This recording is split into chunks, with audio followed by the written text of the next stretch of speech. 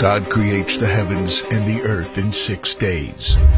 He makes Adam and Eve, who spend their days with God until they give in to temptation by eating from a forbidden tree. Sin enters the world, and things get so bad that God floods the earth and starts over with Noah and his family. Years later, God calls Abraham to follow him with the promise to make Abraham the father of a great nation.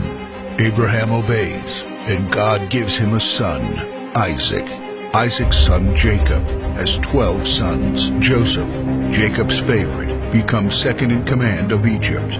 God uses him to save his entire family and Egypt from starvation. Hundreds of years later, the Israelites are slaves in Egypt. Moses is called to lead the Israelites out of slavery. Joshua takes over after Moses and leads the people into the promised land.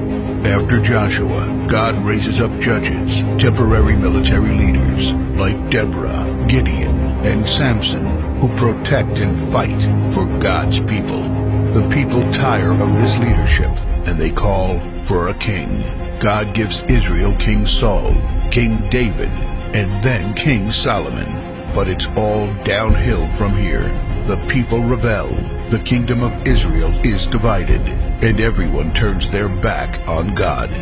Prophets like Elijah, Isaiah, Micah, and Jeremiah warned that if people don't repent of their sins, there will be consequences. But the people ignored their warnings. The divided kingdoms are conquered, and God's people face captivity in foreign lands. People like Daniel show great courage and stand up for God when no one else does. Some of the exiled people return to the promised land, but for 400 years, God is silent. No prophets, no miracles, and no angel visitations. But then, the silence is broken when Jesus is born. He lives a perfect life, teaches truth, and performs miracles, proving He is God. He shows us the full extent of God's love by taking our place and dying on the cross for our sin. He is placed in a grave, but 3 days later, Jesus rises again, conquering sin and death. His followers travel the world, sharing the good news of His love and starting churches.